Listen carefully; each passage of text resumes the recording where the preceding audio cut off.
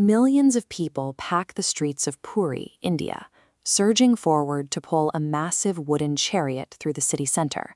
This is the Rath Yatra.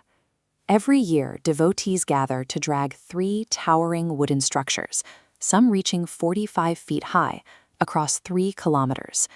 The energy is visceral. Thousands fight for a chance to grip the coarse ropes, believing that to pull the weight of these chariots is to physically interact with the Lord of the universe.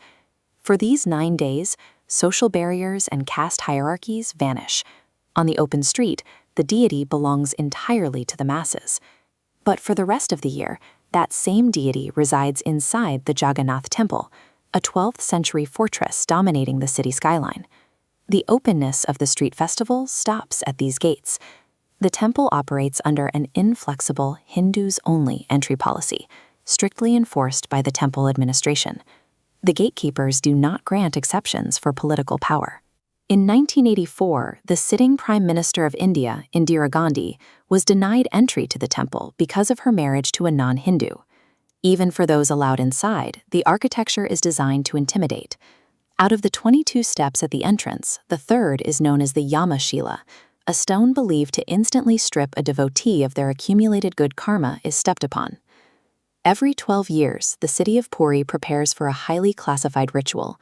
The local government enforces a total blackout, completely cutting power to the entire city and deploying paramilitary forces while blindfolded priests work in absolute darkness inside the sanctum.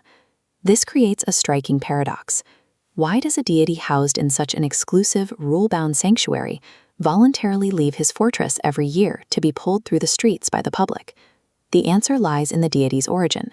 When Lord Krishna's physical body was cremated, his family discovered one specific organ refused to burn.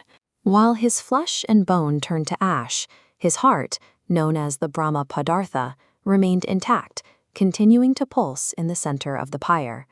The heart was placed on a wooden log and set afloat down a river, until it was discovered by Vishwavasu, a leader of an indigenous tribal community.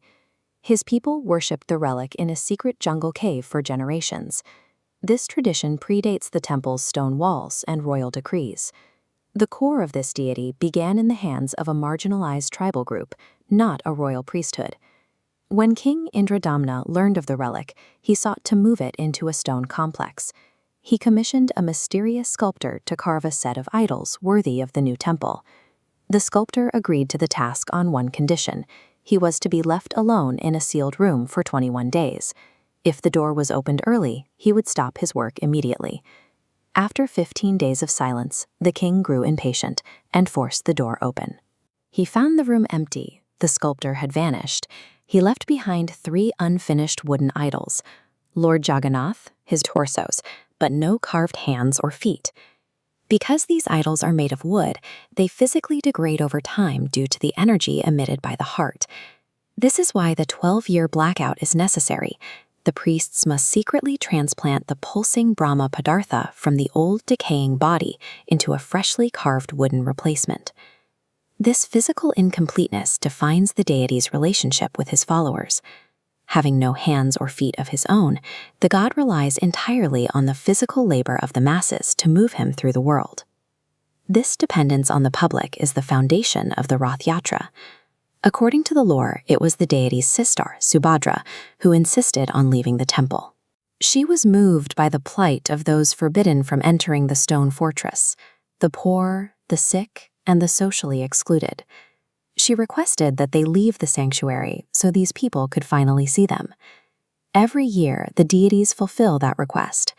They abandon their royal thrones for a 9-day journey through the streets, traveling to the Gundicha temple, a place traditionally considered their aunt's home. The Rath Yatra serves as a yearly reminder that divinity cannot be permanently restricted by walls or gatekeepers. For 9 days, the heavy doors remain open, and the sacred belongs to everyone.